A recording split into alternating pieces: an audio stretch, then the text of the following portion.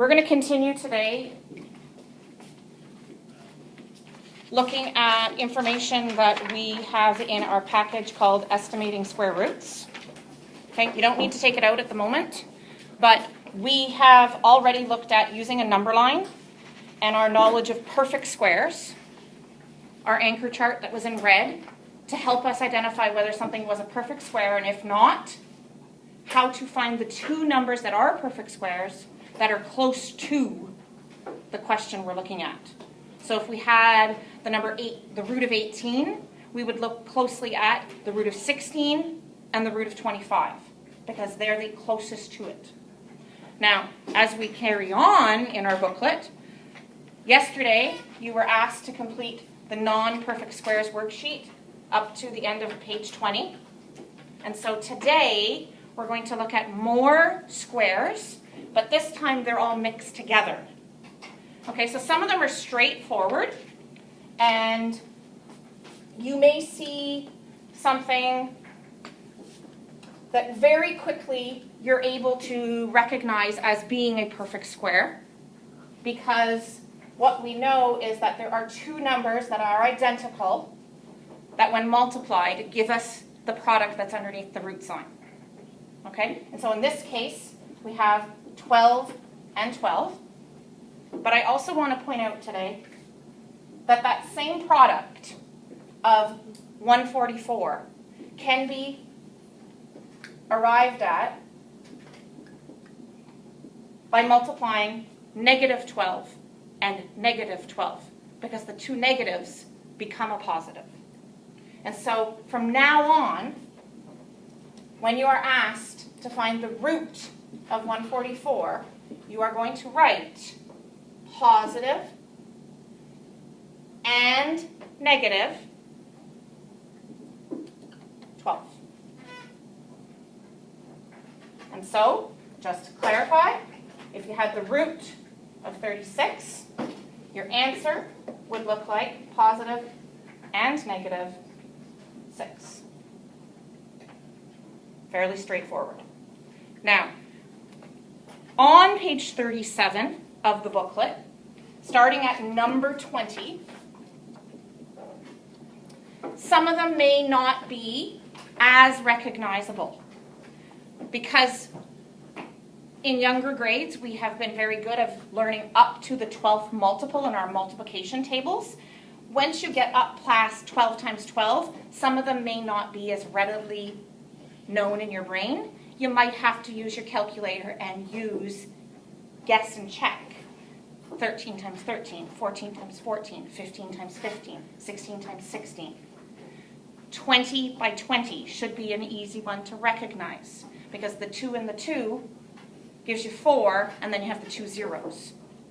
So it would be the root of 400 is positive and negative 20. Okay, so the first few are straightforward. However, you're going to see some like this. Okay, the negative sign is going to be on the outside. And if the negative sign is on the outside, then I'll give an easy one to start with. Then the answer is,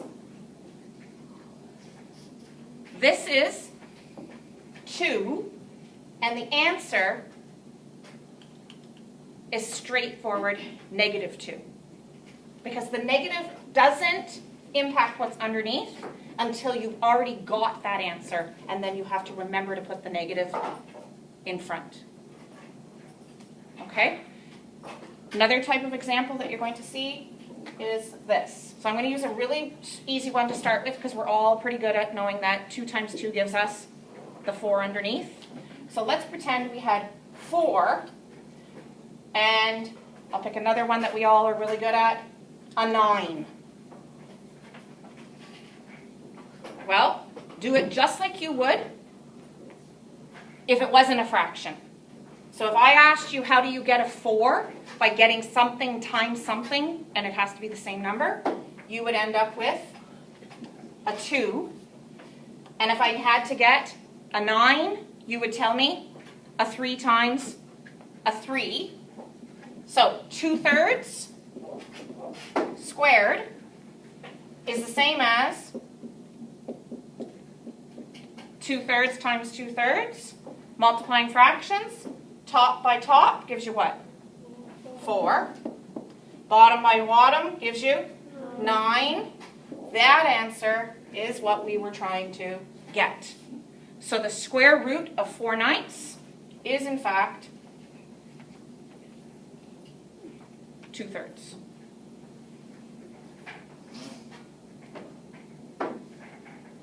Moving on.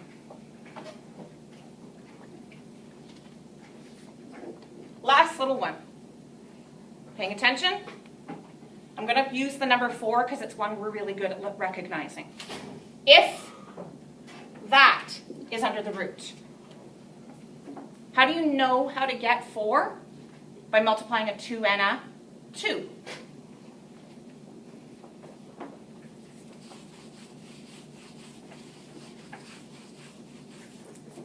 Well, if I have to have a 2 and a 2 multiplied, and I have to end up with this, that's not going to work. What about that? 0.2, remember they have to be identical, and 0.2. Well, let's use our knowledge of multiplying with decimals. If I multiply the 2 and the 2, I get the 4 I'm needing. And now let's count. How many decimals? 1. How many decimals? Another 1. How many decimals does my answer have to have? 2, because it's the total. So, 1, 2. Is that the answer we're looking for? Okay, I think that's enough to get us started. This is going to require you remembering your rules for multiplying decimals. This is going to remind you what happens when you multiply fractions. Top by top, bottom by bottom.